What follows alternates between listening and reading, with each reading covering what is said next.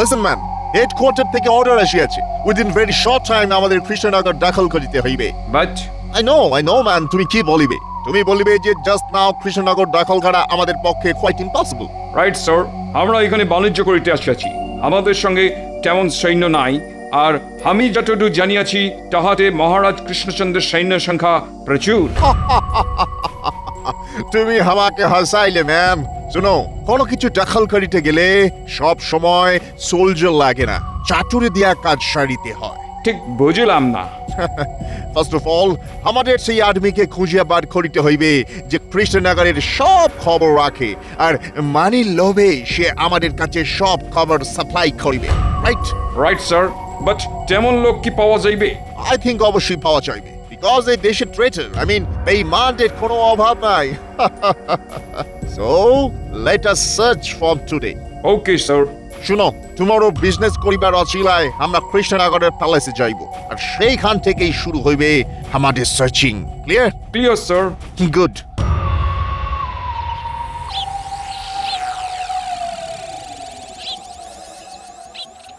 গিন্নি, ও গিন্নি, কোথায় গেলে গো? দেখে যাও তোমার জন্য বাজার থেকে কি এনেছি। বলি কি এনেছো গো? হ্যাঁ, এই দেখো। ও মা, কোথায় যাবো গো? কিপটে বুড়ো আজ এত বড় একটা গোটা ইলিশ এনেছে। এই মাছের ভাজা করবে, ঝাল করবে, আর মুড়ো দিয়ে চচ্চড়ি বানাবে। হ্যাঁ গো হ্যাঁ, গোটা ইলিশ যখন এনেছো তখন এমন রাঁধবো না যে খাবে সে হাতের আঙুল চাটবে। হ্যাঁ, তুমি খুব খুশি হয়েছে তো গিন্নি? শুধু কি খুশি নাকি, খুব খুব খুশি হয়েছি গো। সেই জন্যই তো 4টে ক্যাটের কড়ি খসিয়ে ইলিশ আনা। আসলে খুশি হলে তোমাকে এত সুন্দর দেখতে লাগে না, কি বলবো, গাল দুটো ফুলে একেবারে লুচির মতো হয়ে যায়, তাতে আবার লালচে লালচে আভা। মরণ।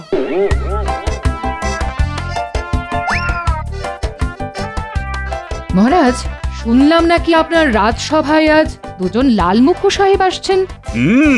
এই কি শুনেছো, ওরা নাকি কৃষ্ণনগরে ব্যবসা করতে চায়। আশ্চর্য। কেন কেন কেন আশ্চর্য কেন? সেই 7 সমুদ্র 13 নদী পার করে ওরা আমাদের এখানে ব্যবসা করতে এসেছে শুনলেই কেমন অবাক লাগে। আচ্ছা, ওদের বিলেতে কি খুব অভাব? আসলে রানী, অভাব হবে কেন? আসলে ওরা তো হলো বুড়িকে জাত, সারা পৃথিবী জুড়ে ব্যবসা করাই হলো ওদের উদ্দেশ্য। সে যাই হোক মহারাজ, খুব সাবধানে ওদের সঙ্গে কথাবার্তা বলবেন। কি জানি বাবা, কি যে আছে ওদের মনে। না না না না, তুমি একেবারে চিন্তা করো না তো, ওদের কোন অন্যায় প্রস্তাবে আমি রাজি হব না। তাহলে আমি এখন আসি। দুর্গা দুর্গা, রক্ষা করো মা। মহারাজ, সাহেবরা তো এখনো এলো না। দেখো, আশা না আশা ওদের ব্যাপার, ওরা এলেও ভালো আবার না এলেও ভালো, তাই ওসব নিয়ে আমি মাথা ঘামাচ্ছি না। কিন্তু লালমুখো সাহেব বলে কথা। সাহেবের নাম শুনেই মন্ত্রীমশাই কাত, তা সাহেব দেখলে তো হয়ে যাবে মত। এই তোমরা থামো তো, কথা নেই বার্তা নেই, সব কথায় শুধু হ্যাঁ হ্যাঁ হ্যাঁ হ্যাঁ। Shall we come in, মহারাজ কৃষ্ণচন্দ্র? আসুন সাহেব, আসুন আসুন, আপনাদের জন্যই তো আমাদের মহারাজ অপেক্ষা করছেন। Good, very good. বসুন সাহেব, এই কেদারা দুটোতে আপনারা দুজন আরাম করে বসুন। Thank you. মন্ত্রীর কাজকর্ম দেখলে না গা জ্বলে যায় একেবারে।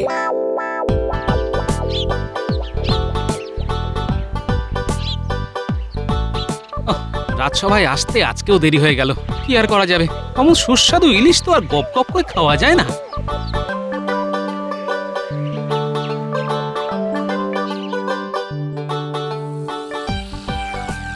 কি অসভ্য রে বাবা, ঠ্যাঙের উপর ঠ্যাং তুলে মহারাজের দিকে পা করে বসে আছে, কোন রকম শিক্ষা দীক্ষা নেই দেখছি।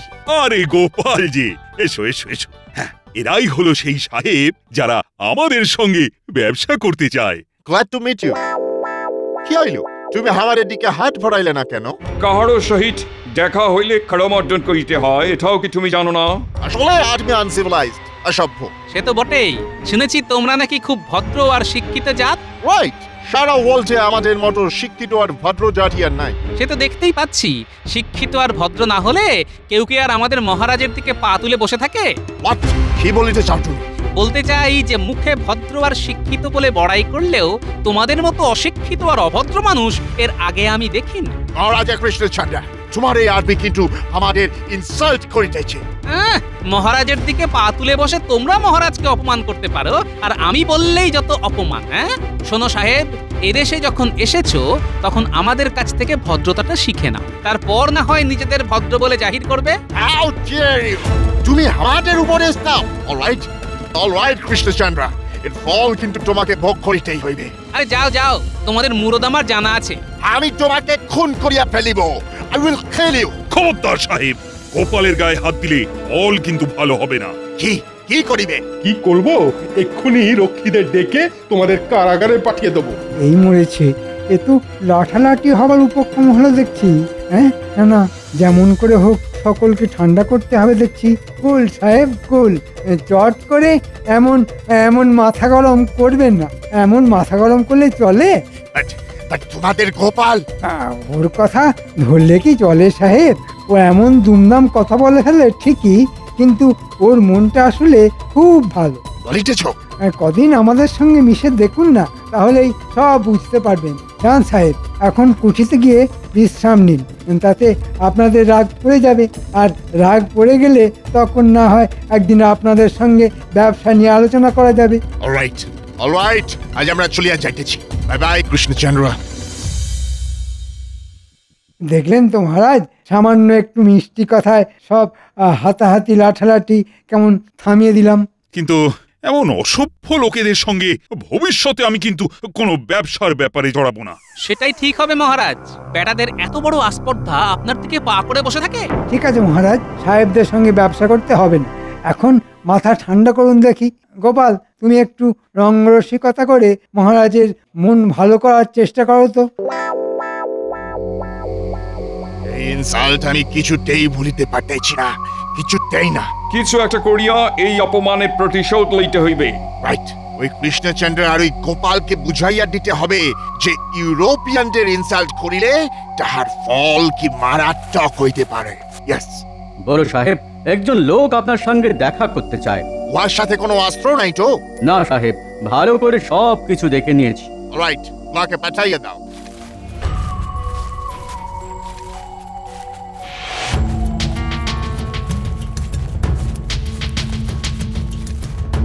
নমস্কার সাহেব। তুমি কে আছো? আমি হচ্ছি, তাহলে ওই কথাই রইল সাহেব। ইয়েস। তাহলে এখন আমি আসি সাহেব। জাস্ট আ মিনিট, ইহার মধ্যে 1000 আছে, পুরো কাম হইয়া গেলে আরো পাবে। ধন্যবাদ ধন্যবাদ। কি বলিয়াছিলাম, এই দেশে ট্রেটার বিশ্বাসঘাতকের কোনো অভাব নেই। Right you said.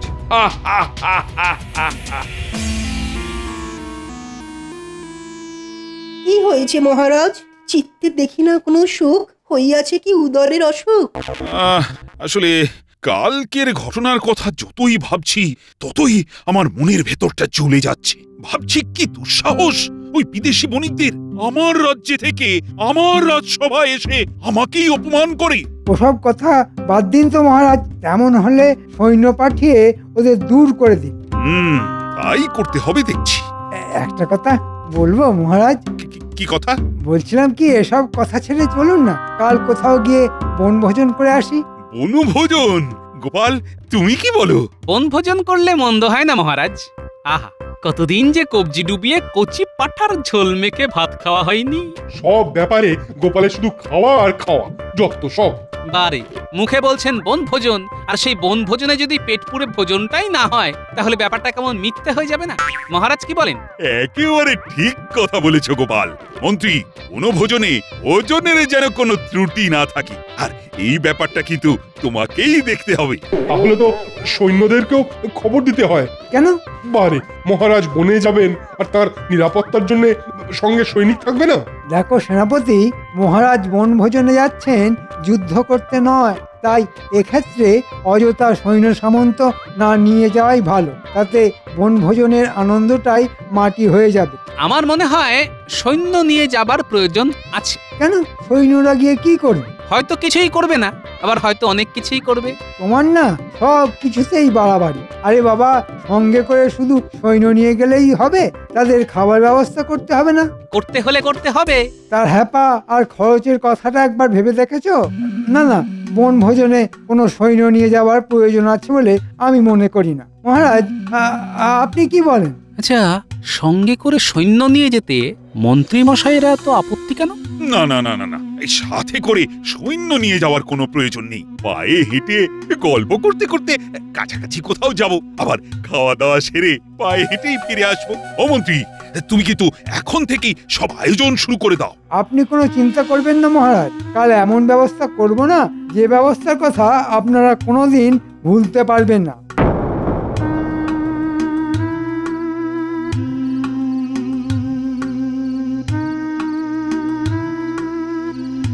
সেনাপতি, সেনাপতি! কি ব্যাপার গোপাল, এত রাতে? একটু কথা ছিল। ভেতরে এসো, ভেতরে এসো। বলো, কি বলবে এবার বলো। বলছিলাম কি, আমরা তো সৈন্য ছাড়াই জঙ্গলের মধ্যে বনভোজনে যাচ্ছি। তুমি গোপনে সৈন্যদের প্রস্তুত থাকতে বলো, তারা যেন বেশ খানিকটা দূরত্ব বজায় রেখে আমাদের অনুসরণ করতে করতে যায়। আর একটা কথা, এইসব কথা আমি, তুমি আর সৈন্যরা ছাড়া কেউ যেন জানতে না পারে। তুমি কি কিছু সন্দেহ করছো গোপাল? দেখো, চারদিকের পরিস্থিতি তো ভালো নয়, তাই সাবধানের মার নেই, বুঝলে? ঠিক আছে, তোমার কথা মতোই সব ব্যবস্থা হবে। তাহলে আমি এখন আসি, কাল তো আবার ভোর ভোর বেরিয়ে পড়তে হবে। হ্যাঁ, এসো।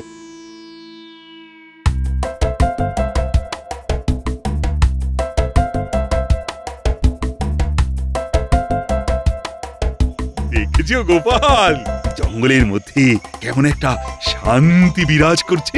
জঙ্গলের মধ্যে তো চিরকালই শান্তি মহারাজ, পাখির কুজন ছাড়া কিছুই তো কানে আসে না। আমরা মানুষেরাই শুধু অনাবশ্যক জঙ্গলের শান্তি ভঙ্গ করি মহারাজ। তা মন্ত্রী, খাবার দাবারের কি ব্যবস্থা করেছো বলো তো? ওই তো বনভোজনের জায়গায় পৌঁছেই গরম গরম লুচি আর আলুর দম, সেই সাথে ভোলা ময়রার রসগোল্লা। আহা, ভাবলেই জিভে জল চলে আসছে। তারপর দুপুরে ভাতের সঙ্গে সোনামুগের ডাল, আলু ভাজা, পোনা মাছের কালিয়া আর কচি পাঁঠা। পদের কথা শুনেই না পেটের মধ্যে কেমন যেন একটা মোচড় দিয়ে উঠছে। চলুন মহারাজ, একটু তাড়াতাড়ি পা চালিয়ে চলুন।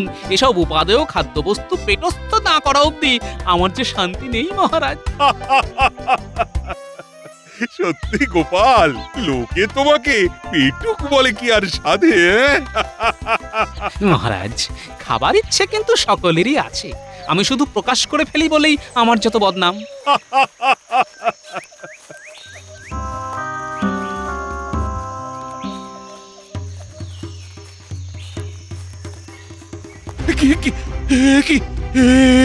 কৃষ্ণচন্দ্র, তোমাদের বন্দি করা হইল।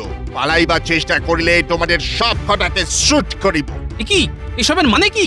সেদিন তোমরা আমাদের ইনসাল্ট করিয়াছিলে, ইহা তাহারই রিভেঞ্জ। ইয়াদেরকে গাছের সাথে বাঁধিয়া ফেলো। আমাদের এইভাবে আচমকা আক্রমণ করার মানেটা কি? হ্যাঁ, আমরা এবার তোমাদের দেখাইব রিয়েল রিভেঞ্জ কাকে বলে।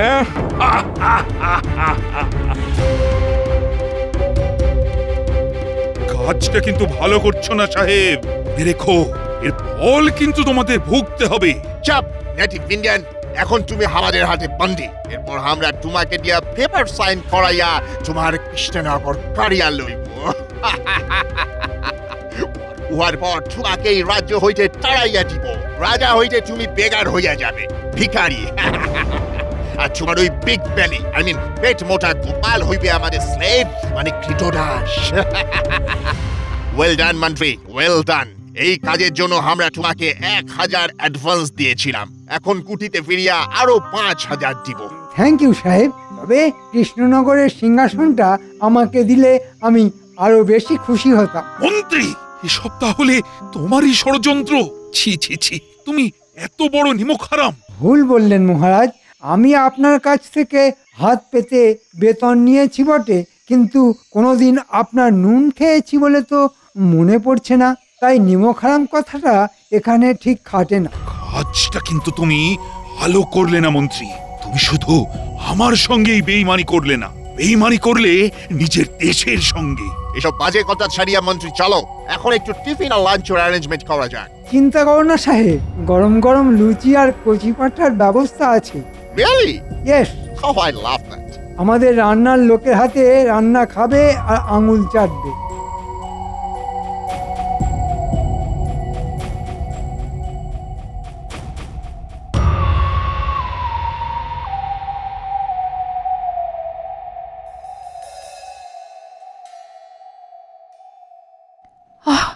এ কি এমন করে মঙ্গল প্রদীপ নিভে গেল কেন? এ কি কোনো অশুভ লক্ষণ? না না না না, মহারাজ জঙ্গলে বনভোজনে গেছেন, ওনার কোনো বিপদ হলো না তো? হে ঠাকুর, ঠাকুর রক্ষা করো, মহারাজের যেন কোনো বিপদ না হয় ঠাকুর, উনি যেন ভালোভাবে ফিরে আসেন। দয়া করো ঠাকুর, দয়া করো। হায় ভগবান, আমি আমি মহারাজ কৃষ্ণচন্দ্র, অথচ আজ আমার কি অবস্থা! এই জঙ্গলের মধ্যে গাছের সাথে বাঁধা অবস্থায় অসহায় ভাবে দাঁড়িয়ে আছি। কি আর করবেন মহারাজ, দুধ দিয়ে কালসাপ পুষলে এমন অবস্থাই হয়। আজ আজ আমি বুঝতে পারছি মন্ত্রী হচ্ছে কালকেউটের থেকেও বিষাক্ত। গালাগাল করছেন মহারাজ? করে নিন, করে নিন, আশ মিটিয়ে গালমন্দ করে নিন। তবে তৈরি থাকুন, একটু পরেই বড় সাহেব এসে যখন ঘাট ধরে কাগজে স্বাক্ষর করিয়ে নেবে, তখন বুঝবেন মজা। রাজা থেকে একেবারে ভিখারি হয়ে যাবেন। হ্যাঁ, আহ আহ আহ, যাই, ওদিকে হয়তো কচি পাঁঠা রান্না শুরু হয়ে গেছে, একটু পরেই জব্বর ভোজ। হ্যাঁ, আহ আহ আহ আহ। কিছু কিছু একটা করো গোপাল, কিছু একটা করো, আমাদের আমাদের সকলকেই বিপদের থেকে উদ্ধার করো। এতটা ভেঙে পড়বেন না মহারাজ, দেখবেন শেষ পর্যন্ত কিছু একটা ব্যবস্থা হয়ে যাবেই যাবে। কেন কেন মিথ্যে সান্ত্বনা দিচ্ছ বলো তো গোপাল? গোপাল কখনো মিথ্যে সান্ত্বনা দেয় না মহারাজ, গোপাল যা বলে সেটা করে দেখায়। কিন্তু তোমারও তো বন্দি দশা, এই অবস্থায় কি করবে আর তুমি? শেষ অবধি দেখাই যাক না কে যেতে, মন্ত্রীর শয়তানি না আমার দূরদর্শিতা। এই কথা কেন বলছো গোপাল? সবটা এখনই নাইবা প্রকাশ করলাম মহারাজ, আগে হিসেব অনুযায়ী সবকিছু ঘটুক, এখন ওরা সকলে এসে পড়লেই বাঁচি।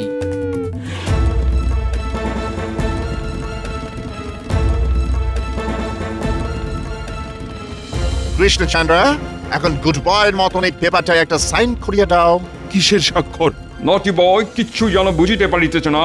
এই পেপারে লেখা আছে তুমি নিজের ইচ্ছায় তোমার সব প্রপার্টি স্থাবর অস্থাবর আমাদের দিয়া দিতেছ।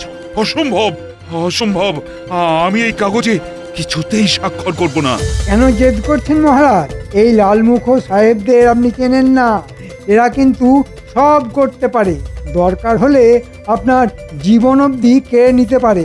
বাহ মন্ত্রী মশাই বাহ, আপনি দেখছি এই কদিনে সাহেবদের খুব ভালো করেই চিনে ফেলেছেন।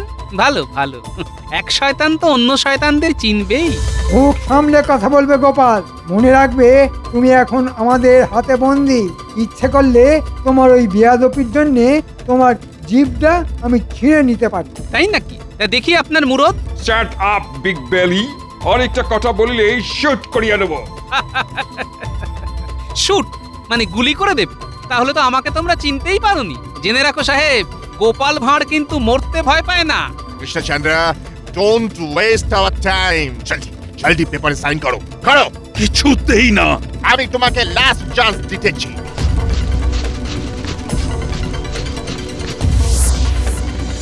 ও মাই গড, এই ওয়েপন ছুড়ে লোকে।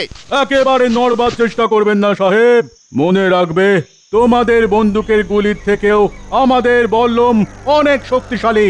একটু নড়লে কিন্তু তোমাদের বুকগুলো একবারে এফড় এফড় করে দেব।